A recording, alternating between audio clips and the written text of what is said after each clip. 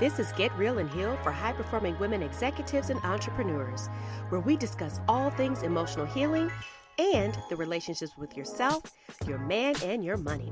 I'm your host, Jamila McMallow, wife, mother, certified cognitive behavioral therapy practitioner, mindset and relationship expert with over 20 years coaching and mentoring experience. I know that when you're the one that everyone else leans on, the leader and the trailblazer, it can be difficult to let your guard down, be vulnerable, and tend to your own emotions. So I hope today's discussion will allow you a moment to experience a life-changing realization, perhaps even a transformation. So let's begin and get real and heal.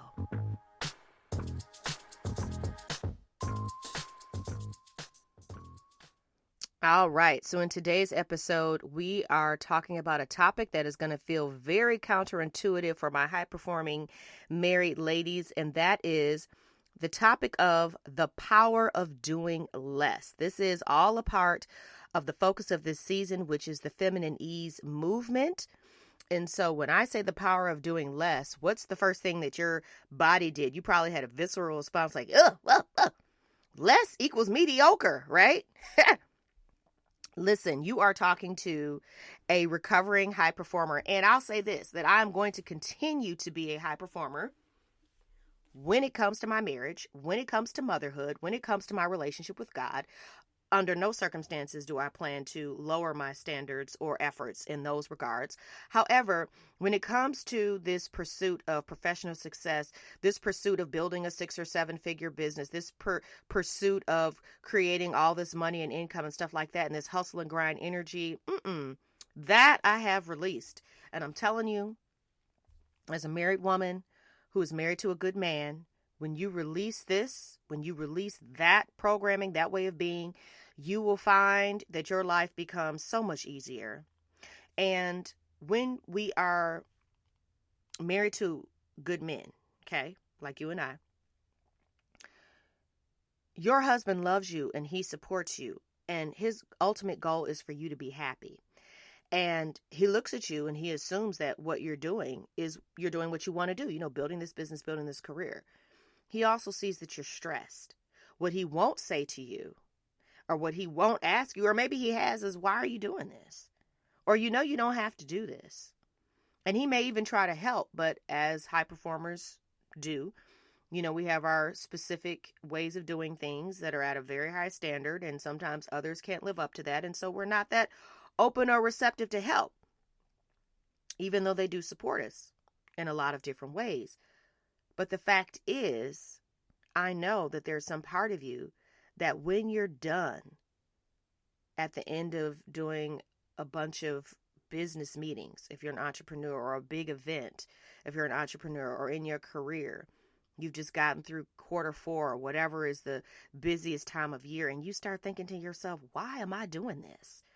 Or you're looking forward to retirement or your next vacation. And again, that question comes up. Why am I doing this? Maybe secretly in the back of your mind, you're wishing you could just walk away from it all. Sometimes we build a monster that is our business. And it's like, why am I doing this? And it doesn't matter if you have a team that's great. If you have people who are helping you, your programming, your relentless pursuit of what it is that you've been conditioned to believe defines success is going to continue to drive you and make you feel like you're not doing enough. And so you're going to keep pushing yourself. And so, like I said, this idea of the power of doing less is going to feel counterintuitive. It's going to feel like you're giving yourself permission to be mediocre. And that's not true. It's just that you've been taught that success means doing more, achieving more, improving yourself constantly. In fact, Grant Cardone has a book that's called the 10X rule. I think it's 10X something. And in the book, he talks about doing 10X the production or the activity of others, and that's how you achieve success. But he also is married to a wonderful woman who supports his career, who holds it down at home and gives him the freedom to 10X whatever it is he wants to do. Those of us who are wives and mothers know that we don't have the time and space to 10X nothing. Even if your husband was a stay-at-home dad and taking care of the kids, you and I both know that as soon as you walk through the door, those kids have been waiting all day to tell you everything and to ask you to do everything because you're mom. So we can't operate under the same rule book or strategies that work for men, because we're not. And so for a woman, when we 10x our activity, we 10x our trip to burnout, to overwhelm, to stress, to high cortisol levels, all of it. It doesn't work. It just doesn't.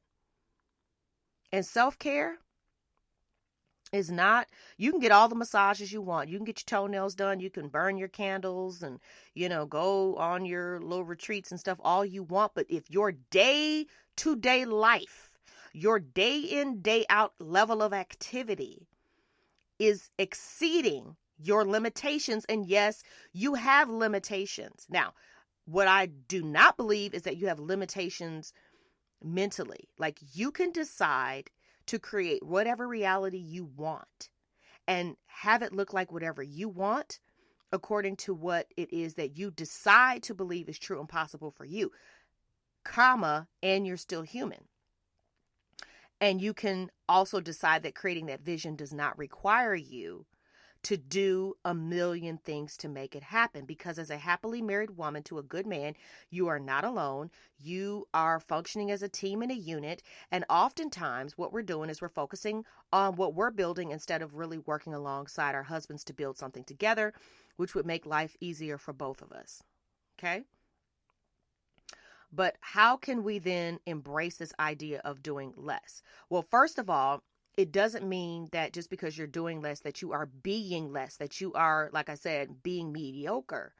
No, what you're actually giving yourself is permission to do more of what truly matters, to focus on your relationships, to focus on your well-being, to focus on your family. That's really what Feminine Ease is all about.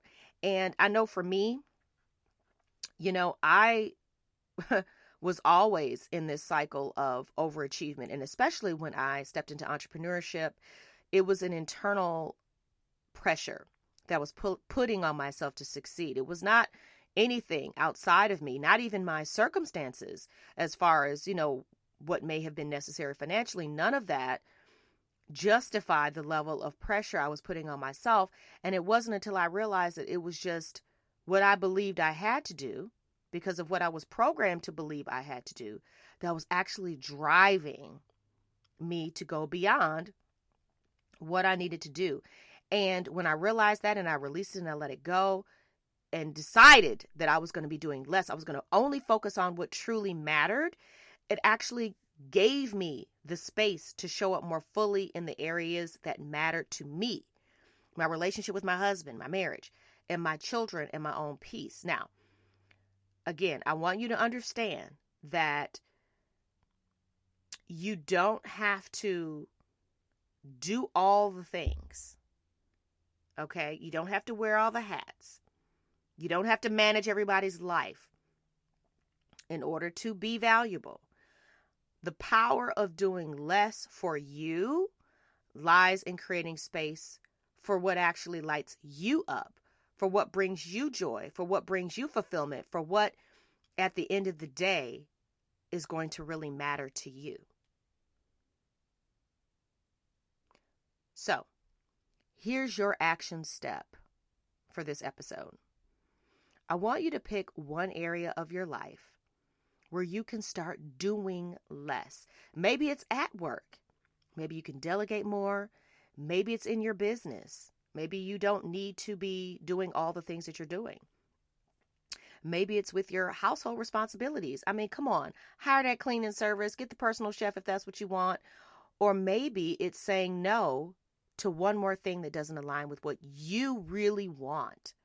Start small, start where it feels doable, and notice how much lighter you feel when you give yourself permission to do less. Remember, success isn't measured by how much you do. It's measured by how aligned you feel with your true desires and how much peace you're bringing into your life. Now, in our next episode, we're going to be talking about redefining success, marriage and motherhood first. And I cannot wait to dive into that conversation with you.